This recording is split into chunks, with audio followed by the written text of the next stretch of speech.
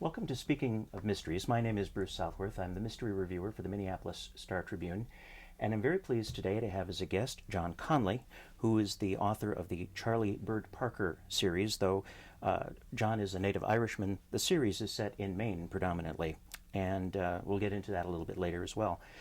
The books are called Every Dead Thing, Dark Hollow, and The Killing Kind, which is the current American publication, just published this past month, August 2002, and The White Road, which currently is available only in the United Kingdom, excuse me, but as I understand it's coming out here in March of next year? March of 2003, yes. Sounds good.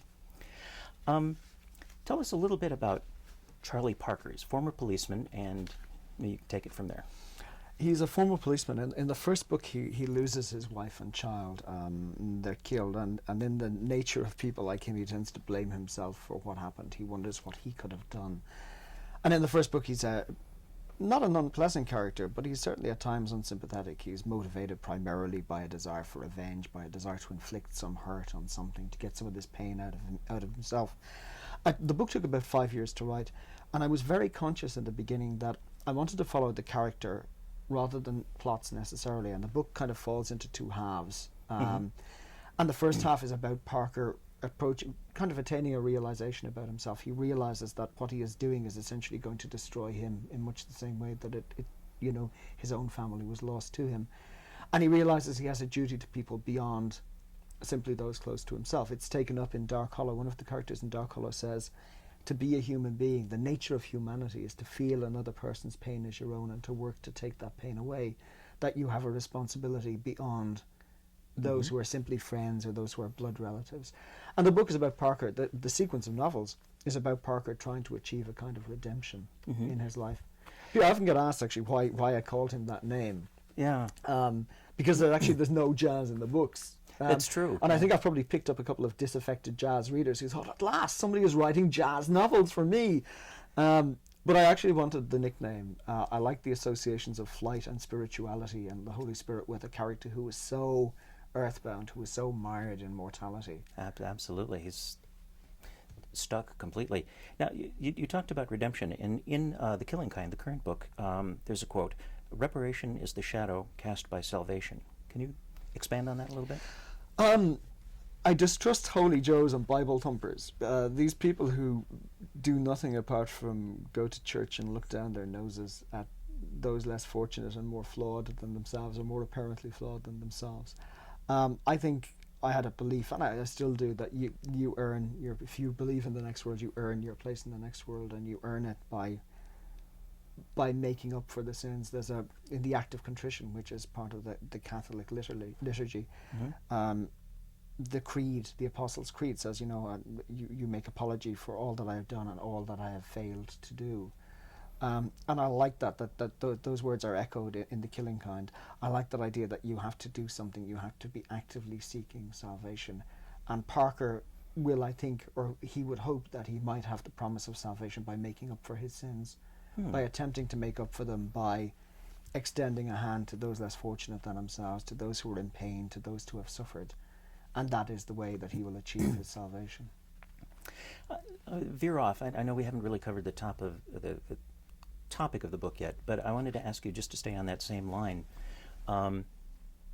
about kind of this book as a sort of almost traditional hard-boiled novel, in that Parker is basically a good man. He's trying to do good, but he's also swept up in circumstances. He has, in a sense, he has no control. I mean, he's in it and he's going to the end no matter what.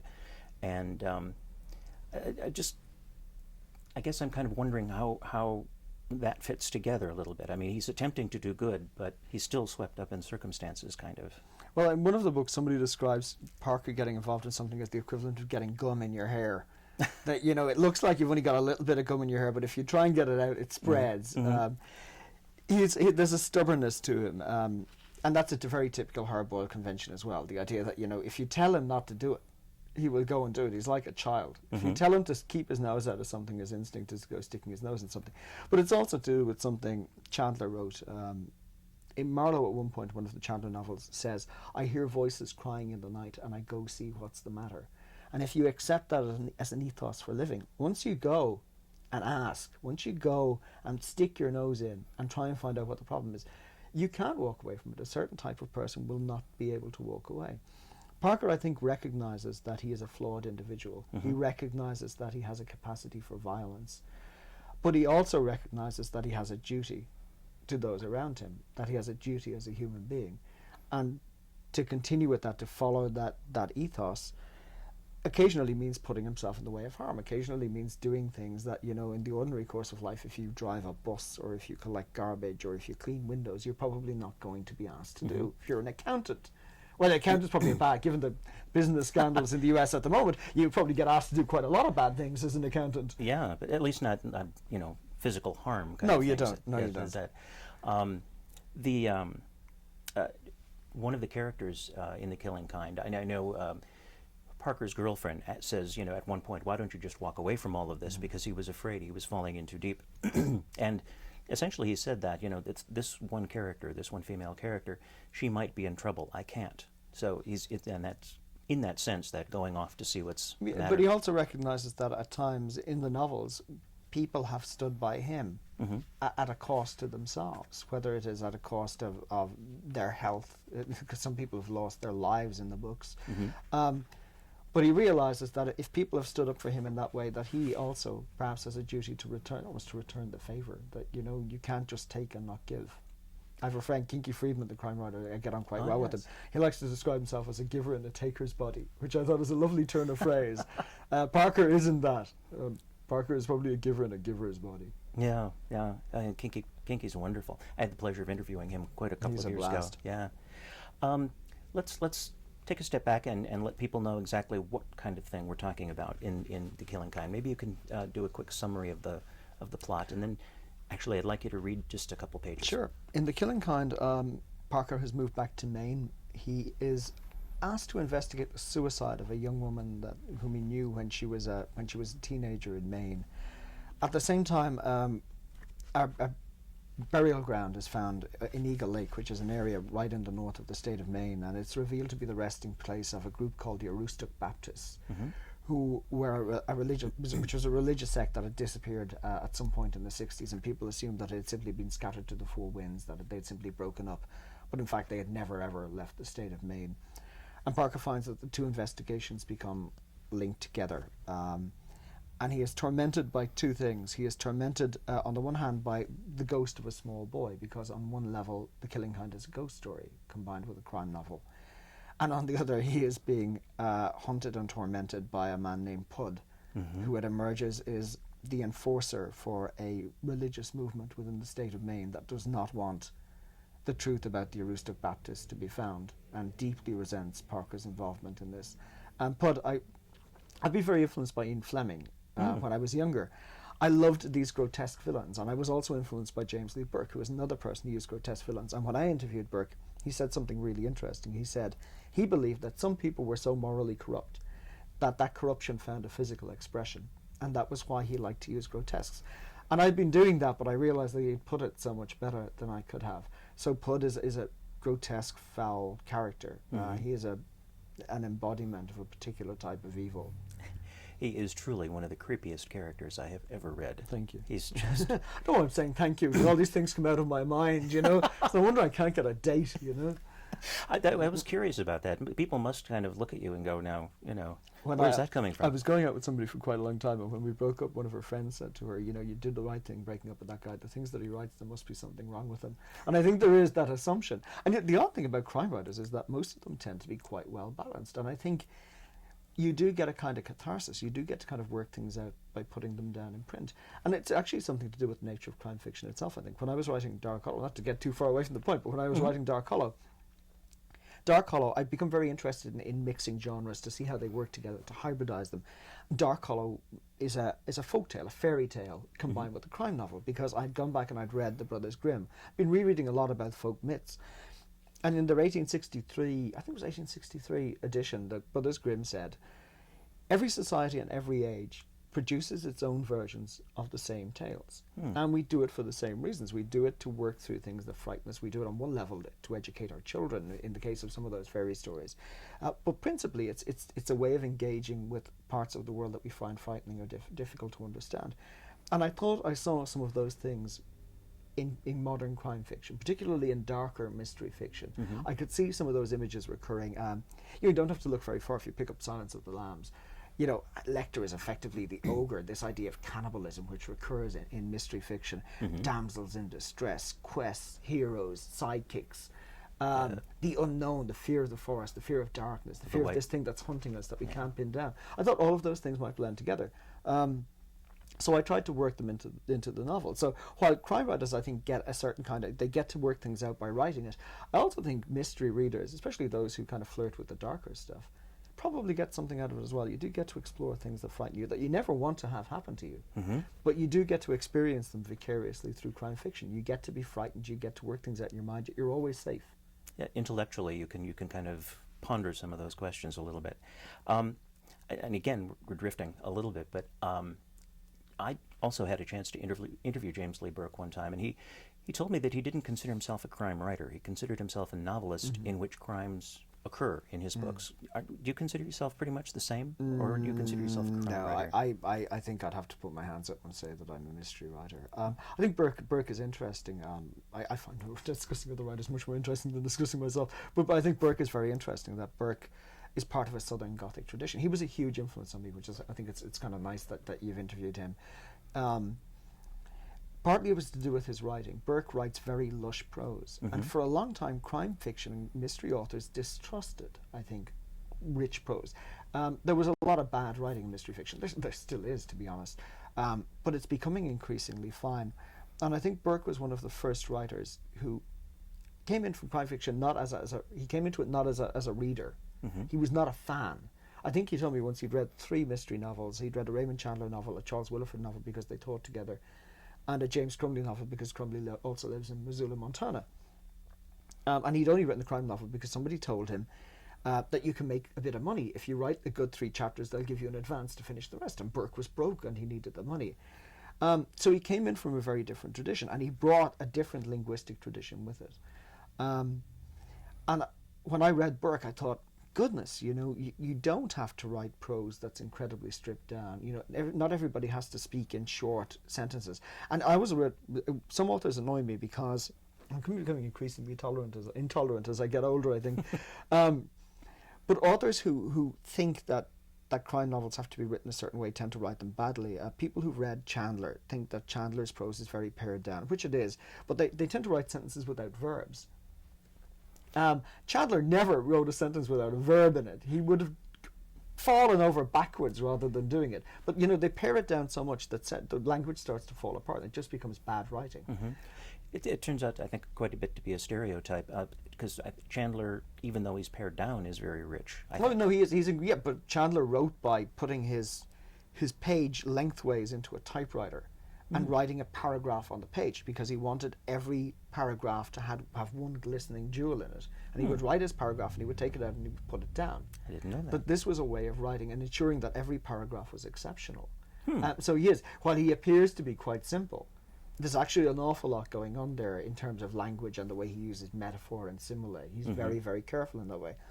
Burke is a bit more obvious in that sense. Burke comes from that lush Southern Gothic tradition. But I thought that was an influence on my writing. That idea that you didn't, if you wanted to be a mystery writer, it didn't mean that you had to write pared down prose. You could write wonderful, very rich prose. You could use metaphor. You could take in quite complex ideas. You could use plots that were not necessarily very linear. All of those things then became things that I experimented with, I think, later. Yeah. Well, let's have you read a short passage, and actually, I think it kind of covers all of those things. It's wonderful prose. It forces people to think. And okay, this is the first 2 or 3 paragraphs of the prologue to The Killing Kind. This is a honeycomb world. It hides a hollow heart. The truth of nature, wrote the philosopher Democritus, lies in deep mines and caves. The stability of what is seen and felt beneath our feet is an illusion, for this life is not as it seems. Below the surface there are cracks and fissures and pockets of stale trapped air, stalagmites and helictites, and unmapped dark rivers that flow ever downward. It is a place of caverns and stone waterfalls, a labyrinth of crystal tumours and frozen columns where history becomes future, then becomes now. For in total blackness, time has no meaning. The present is imperfectly layered on the past.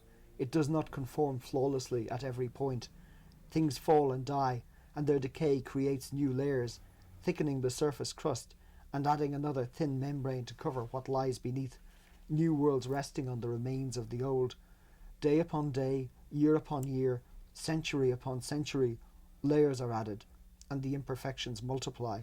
The past never truly dies. It is there waiting, just below the surface of the now.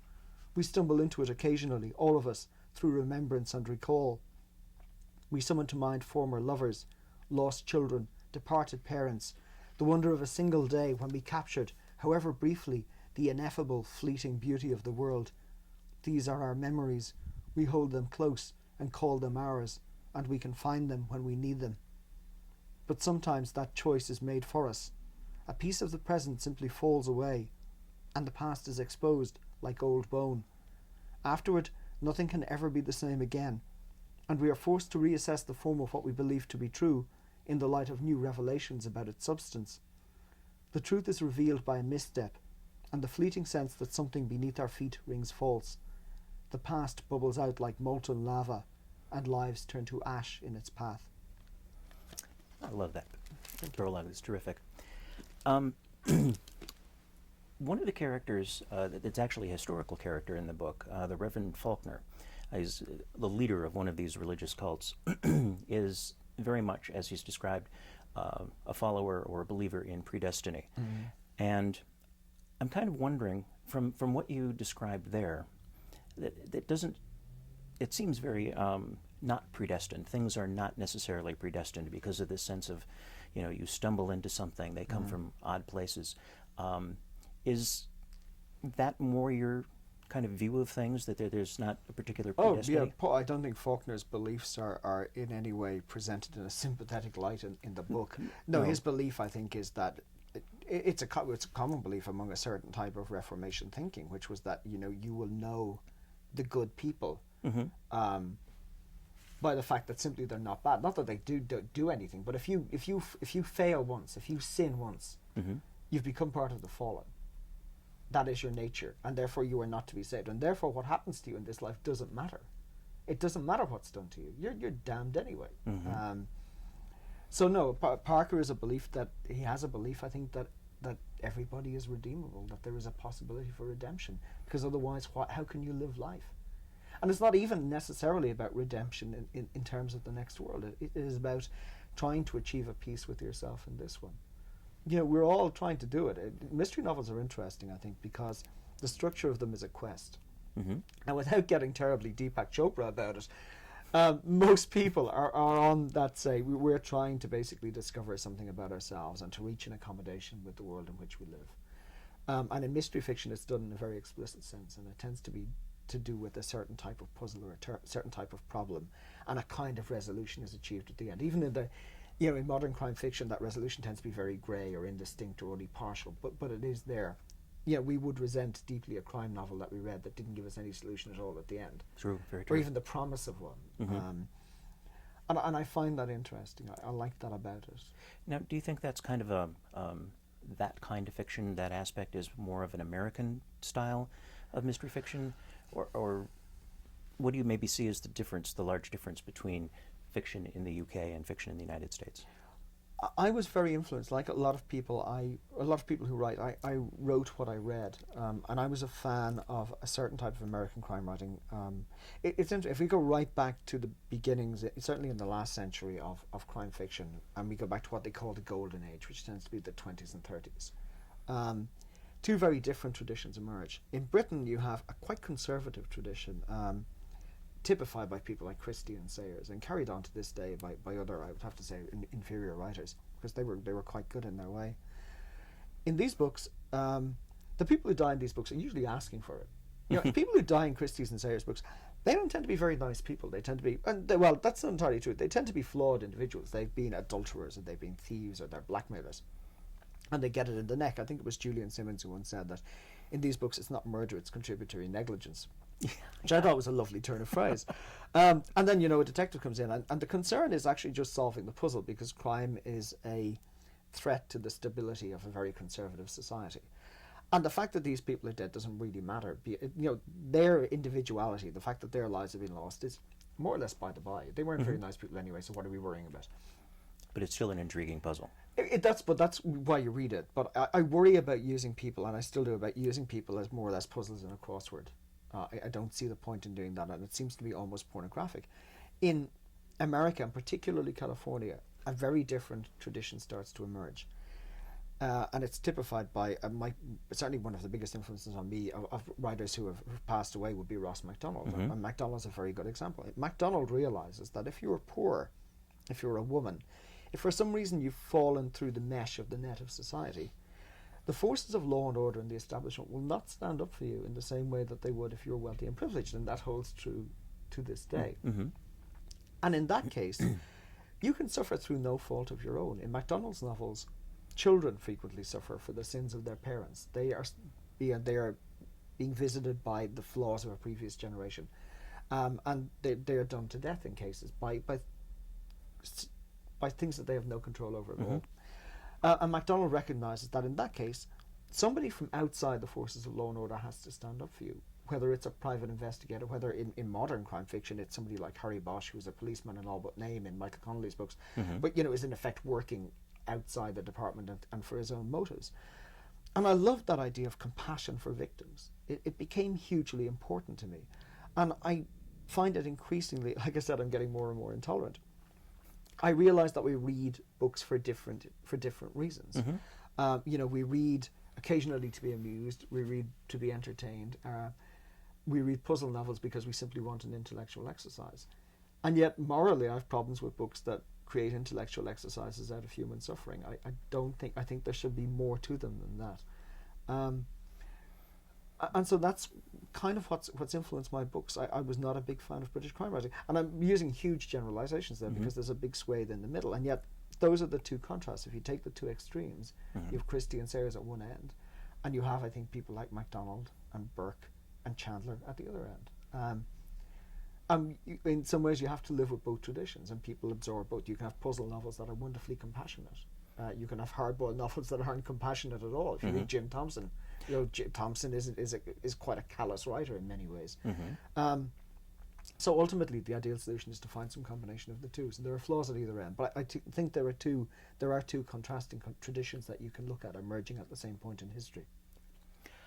I'm going to just veer a little bit into kind of going back to your point about Brothers Grimm and the children and so on. You have written some ghost stories as well, and you have several of them on your website. And my particular favorite is the Earl King. I love the evocative nature of that. But that also seems to be sort of a cautionary tale for children and a man who basically encountered this very strange creature is now protecting his children and so on, and kind of passing down that tradition. Do you do ghost stories completely separately, or I mean, is it just kind of another path that you're taking, or do them for fun, or? The BBC in England had approached me and asked me, was there something I was interested in doing?